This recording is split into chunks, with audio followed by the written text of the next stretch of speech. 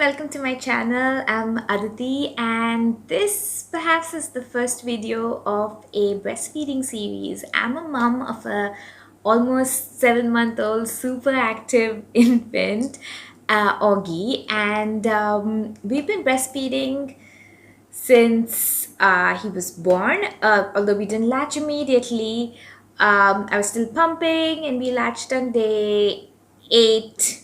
But that's another video. The whole start of the journey is another video. For today, though, I would like to talk about the different phases of milk.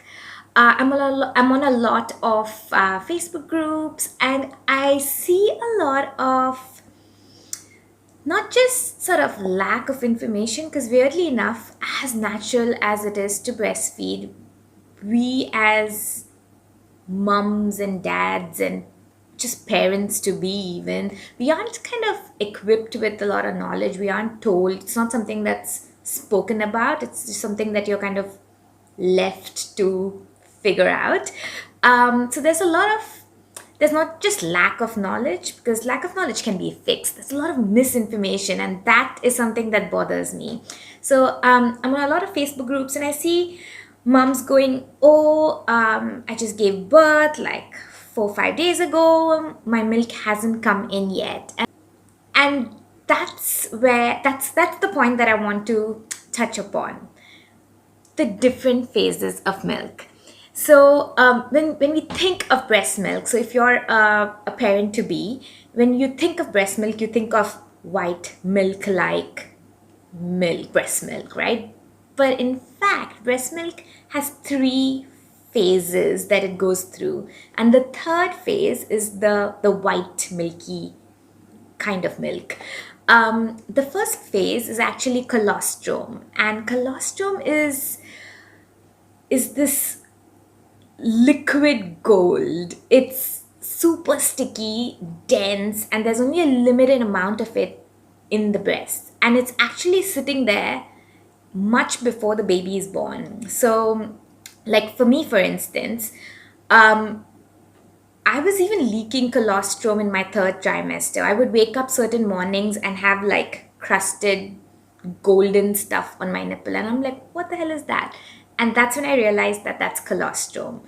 So colostrum, like I said, is super sticky, super dense, and it is perhaps the most nutritious food there is for a newborn baby. So newborn baby's stomach is the size of a little marble. It's only this much on day 1, and it increases like little bit uh, every day. So for the first 3 days, I think in the third day it's about this much, and the colostrum that's made in the body is kind of well suited for that. So there is only limited amount of that. So what does colostrum do? So apart from it being just nutrient dense, it's also like the baby's first immunization. Um, what I mean by that is it's kind of filled with things that the baby needs to protect itself. So the baby has gone from a very sterile environment in the womb and it's come out into the world, right? So it needs these like antibodies. It needs things to help fight infection, and all of that is in that sticky colostrum. It's also kind of a mild laxative, which means it helps the baby go poo a lot more, like poo frequently, which is important because the first poo, which is meconium, which is a dark black poo, it's important for the baby to flush that out.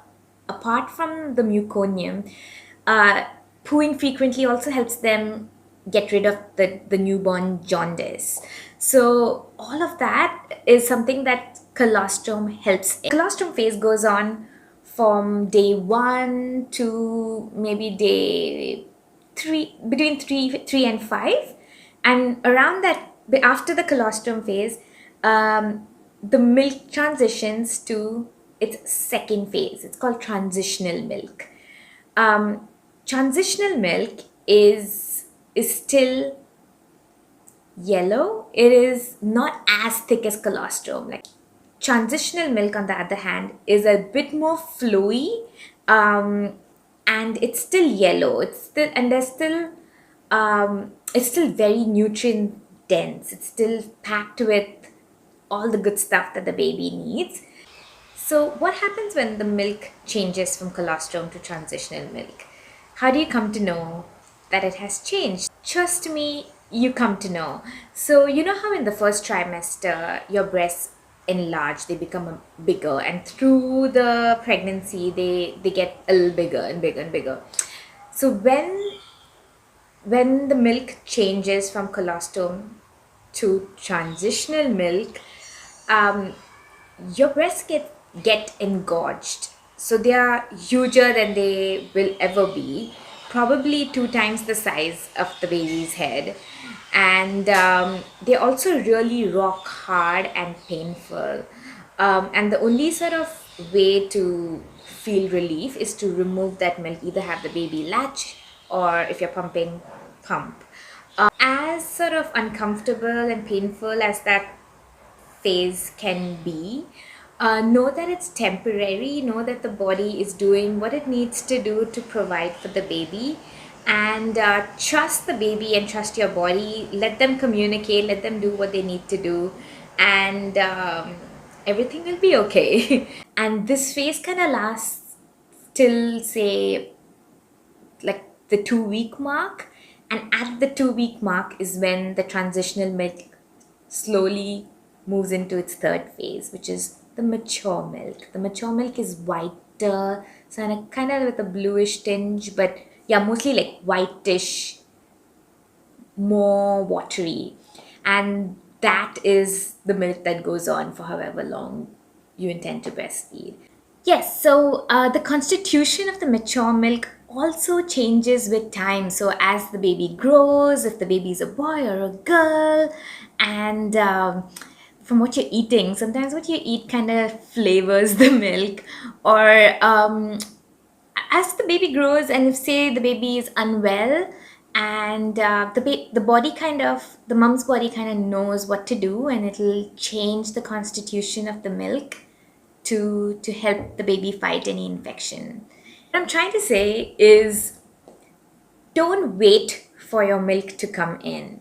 So that phrase really bothers me, because I see a lot of new moms who are not probably given the knowledge that they need to have a successful breastfeeding journey. And um, by waiting for the milk to come in on day 5 or 6 or whatever, um, you're missing out on the colostrum phase. You're delaying that. Oh, that's the baby. And I'm back. Someone has woken up from his nap. Don't wait for your milk to come in, because your milk is already there. Colostrum is milk. Colostrum is intense, densely packed nutrient superfood milk.